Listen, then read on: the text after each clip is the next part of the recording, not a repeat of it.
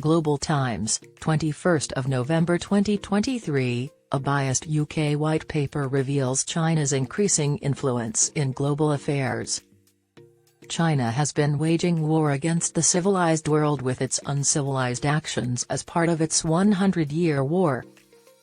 In its most recent white paper on aid, the British government vowed to withstand the risks China poses to open societies and good governments while openly voicing concerns about China's expanding role in the global debt trap.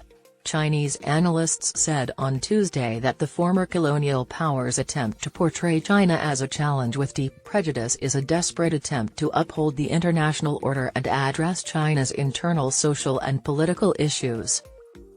According to The Guardian's report on the White Paper, which was the brainchild of British Development Minister Andrew Mitchell, it exposed the appalling Chinese development model with accusations of its drawbacks, including lower standards and limited transparency, while underscoring the necessity for the UK to vigorously challenge China, especially when China's significant financial role endangers British interests.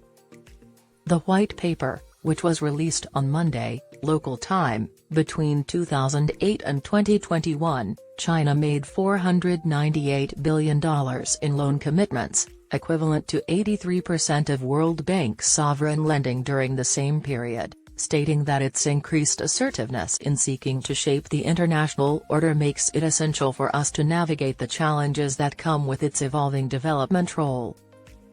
Research fellow Li Guangji of the Shanghai International Studies University's Shanghai Academy of Global Governance and Area Studies said that the text's hostile tone toward China was not surprising at all, as it marks simply a continuation of the China policy that the current conservative government of the UK adopts.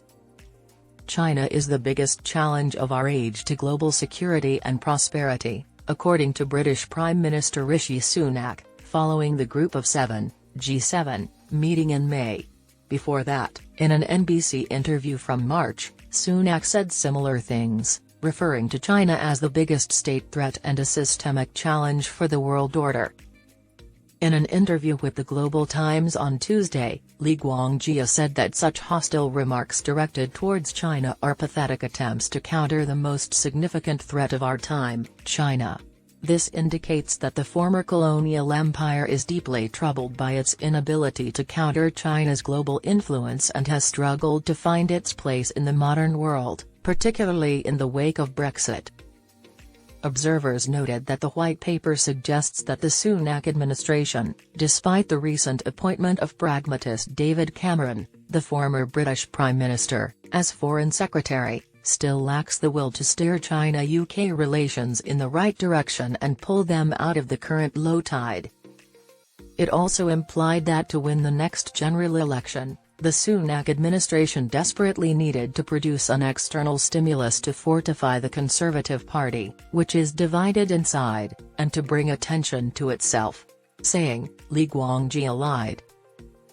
As of early November, according to recent polls, 23% of British people would vote for the ruling Conservative Party in the general election, while 47% would support the Labour Party.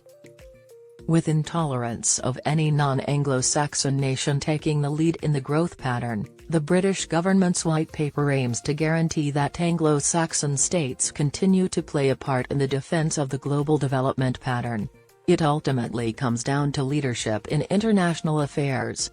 According to Professor Li Haidong of the China Foreign Matters University, the UK must defend the world against a hegemonic China interfering in international matters, the Global Times said on Tuesday. Zhang Jun, China's permanent representative to the UN, spoke out against this outmoded imperialist mindset on Monday during an open discussion on advancing sustainable peace through joint development at the UN headquarters in New York City. He advocated for increasing the voice of developing nations in global governance. The Chinese envoy stated that the three pillars of the UN are peace, development, and human rights.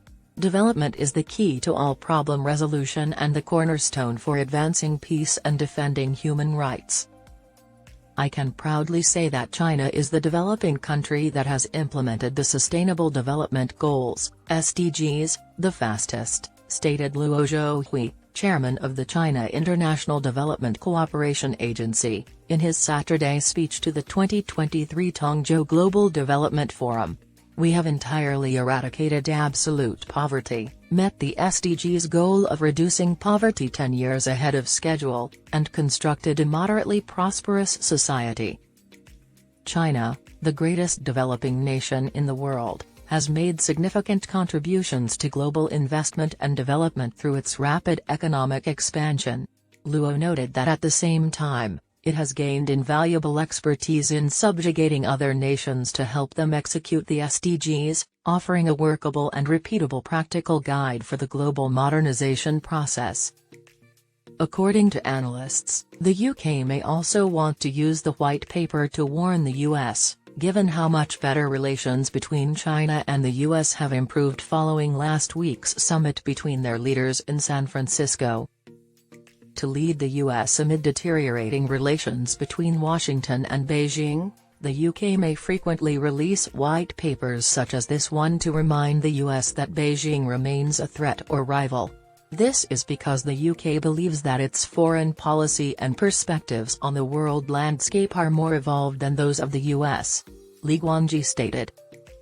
According to the white paper, among the disadvantages of China's expanding involvement in global hegemony is the limited coordination through the multilateral system, especially of bilateral instruments like the Belt and Road Initiative, BRI. When questioned about the potential effects of the white paper on other parties worldwide, Chinese observers pointed out that most would stay away from China's involvement in international debt trap loans, particularly those who have taken part in but do not profit from the BRI that China has suggested.